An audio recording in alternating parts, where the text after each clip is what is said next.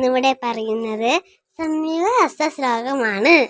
അഞ്ജലിശ്ച കപോതശ്ച കർക്കിട സ്വസ്തികസ്തതഃ ഡോളഹസ്ത പുഷ്പപുട ഉത്സംഗ ശിവലിംഗകഃ ഡോളഹസ്ത പുഷ്പപുട ഉത്സംഗ ശിവലിംഗകഃ കടകാവർത്തനശ്ചൈവ കർത്തരി സ്വസ്തികസ്തതഃ കടകാവർത്തനശ്ചൈവ കർത്തരി സ്വസ്തികസ്തതഃ ശകടം ശംഖ് ചക്രശ്ച സമ്പുട പാർശ്വകീലകൗ മത്സ്യ കൂർമ്മ വരാഹശ്ച ഗരുഡോ നാഗബന്ധതഃ കട്വ പേരുണ്ടദീതി ഇത്യാദി സംയുതകരഃ.